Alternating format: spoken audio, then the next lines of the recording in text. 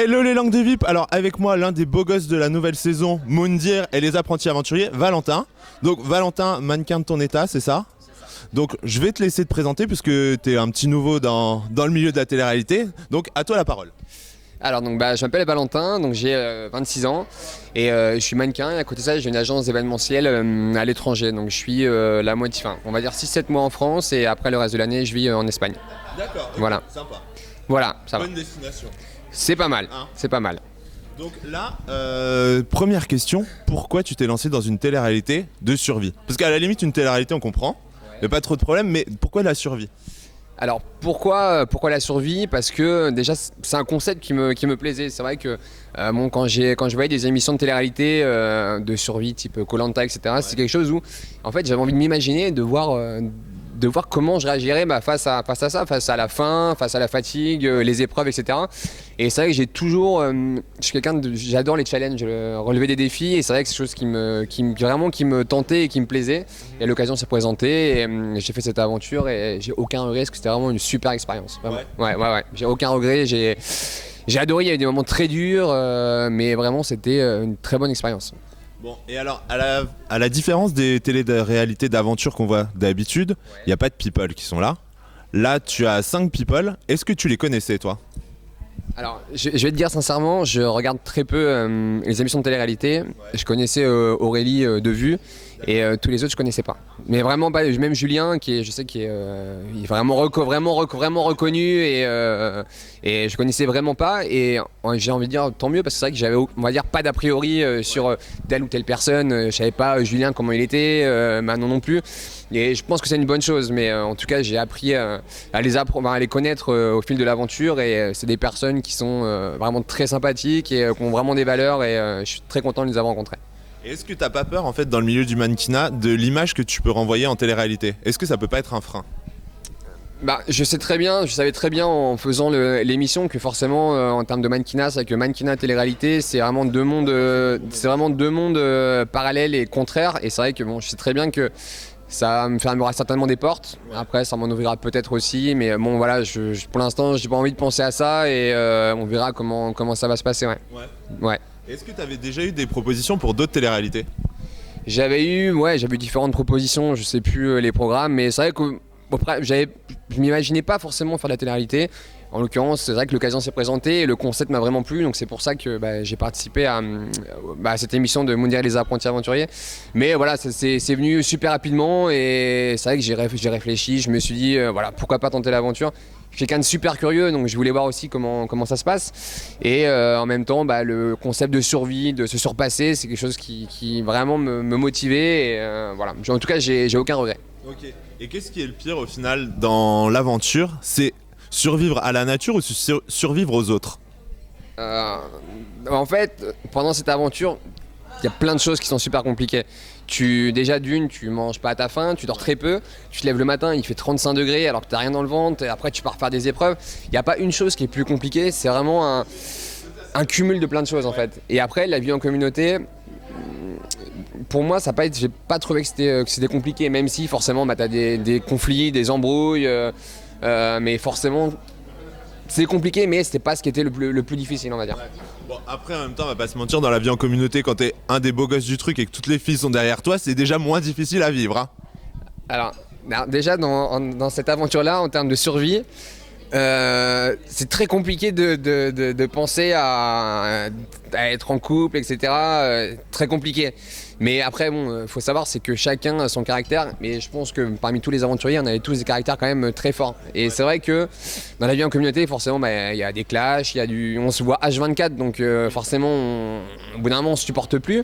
Et il y a le côté fatigue, stress, etc. Donc forcément, t'as des conflits, des embrouilles, mais ça restait quand même très. Voilà, on s'embrouillait, mais le lendemain, ça allait mieux. Et voilà, mais ça fait partie du package, ouais. Ok, ça marche. Bon, et alors là, on va faire un petit quiz. Ouais. Qui, pour toi, est le plus ou la plus princesse?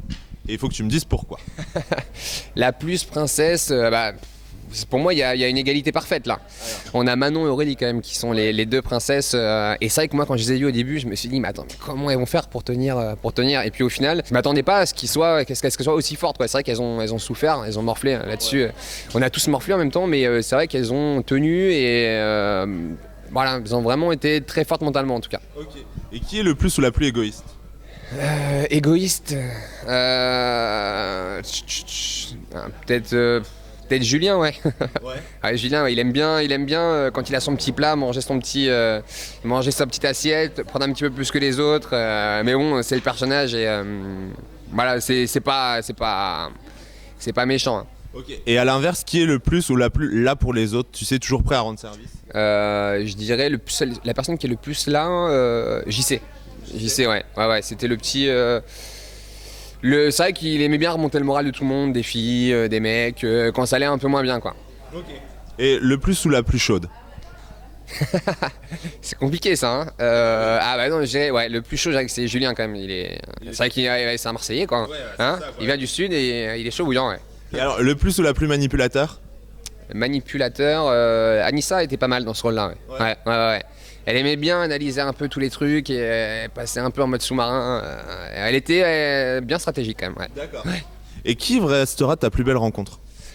Ma plus belle rencontre, je dirais, j'en ai eu vraiment beaucoup parce que toutes les personnes avec qui j'ai été, c'était vraiment des très belles rencontres. Je dirais, je pense Greg.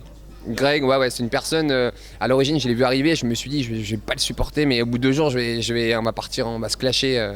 Et au final il est quelqu'un qui a vraiment des valeurs, quelqu'un de super intelligent, et c'est totalement l'opposé de ce que je pensais quand j'ai rencontré au début, quoi. C'est vraiment l'opposé de ce qui dégage pour le coup.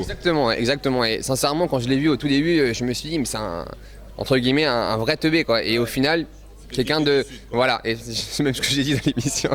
Mais c'est quelqu'un de très sympa et vraiment qui a des valeurs. Et je sais que même moi, quand j'ai des coups de mou, c'est la personne vers qui je me dirigeais à chaque fois, quoi. Okay. Et à l'inverse, le pire ou la pire rencontre? Sincèrement, si c'était le cas, je le dirais, mais j'ai pas eu de rencontre, de mauvaises rencontres, sincèrement. Hein. Tu pourrais partir en vacances avec tout le monde? Ouais, sincèrement, ouais. Ok, bon, ça va alors. Voilà. Bon alors, et qu'est-ce que tu retiens au final de cette aventure? Alors ce que je retiens de cette aventure, c'est déjà j'ai appris énormément de choses. J'ai appris sur moi déjà.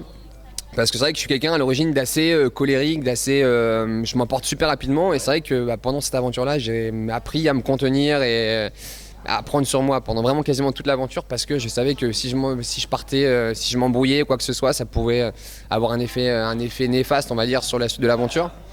Et après j'ai appris plein de choses, notamment en termes de survie. Même au début on m'a demandé de faire du feu. T'as un briquet? Rien du tout. Et après surtout en termes de mental, c'est en fait si tu veux, au bout d'une semaine déjà physiquement tu lâches complètement. Ouais. Et c'est vraiment le mental qui prend le dessus. Et c'est vrai que si t'as pas les épaules suffisamment larges, au bout d'une semaine t'abandonnes et voilà. Et après tout ce qui est vie en communauté forcément, ouais. Et qu'est-ce que c'est là maintenant tes futurs projets? Mes futurs projets, pour l'instant, moi je reprends ma vie que j'avais, ma vie de tous les jours et tout ce qui est mannequinat. Et là, je vais commencer ma saison en Espagne très prochainement, donc forcément, je suis vraiment axé là-dessus. Puis après, on verra. Je pars pas dans l'esprit de me dire je vais absolument refaire telle émission. Après, bien évidemment, je resterai ouvert à toutes les propositions et après je verrai. Mais voilà, je suis pas en train de me dire je vais absolument reprendre un truc maintenant. On verra. Voilà, en tout cas, moi j'ai mes occupations, etc. Tout se passe très bien et puis on verra par la suite. Et c'est pas trop dur justement de reprendre le cours de ta vie normale une fois que t'as vécu ça? Sincèrement, ouais, c'est dur, ouais. Et pour te dire, en fait, quand j'ai terminé l'aventure, j'ai dormi dans un lit et je me suis dit, c'est un truc que j'attendais depuis très longtemps. Et je suis allé dans mon lit et j'ai pas dormi la nuit. Parce que je tournais en rond, j'étais pas bien, quoi. J'essayais de dormir, j'étais plus habitué, quoi. J'avais pas du tout mes repères. Et après, surtout professionnellement, après une aventure comme ça, c'est compliqué de reprendre, tu vois, le cours de ta vie, de tes dossiers, tes machins. C'est pas évident, et c'est vrai qu'il y a au moins une semaine d'adaptation où tu as besoin de faire le vide et de reprendre les choses petit à petit, mais tu peux pas, dès que tu reviens, te dire allez hop c'est parti, je suis à bloc, et ouais, vraiment une semaine de réadaptation. Ouais. Ok. Bon, alors vous l'aurez compris, les langues de VIP. Moundir et les apprentis aventuriers avec Valentin, ça va déboîter, on va pas se mentir. Donc on vous donne rendez-vous sur W9. Bon, t'es dans la com, tu dois pouvoir me vendre l'émission, donc t'as 30 secondes pour me vendre le show. Alors tout simplement, déjà je pense que vous serez tous curieux de voir comment nous on a vécu en termes de survie, et notamment tous les autres aventuriers, Greg, Aurélie, Manon, voilà, et vous allez voir comment on se débrouille, mais on n'est pas si mauvais. Bon voilà, vous l'aurez compris, plein de surprises. Alors moi je vous dis à très bientôt sur Au Cœur des Tendances, je vous embrasse et je vous dis à très vite. Ciao ciao.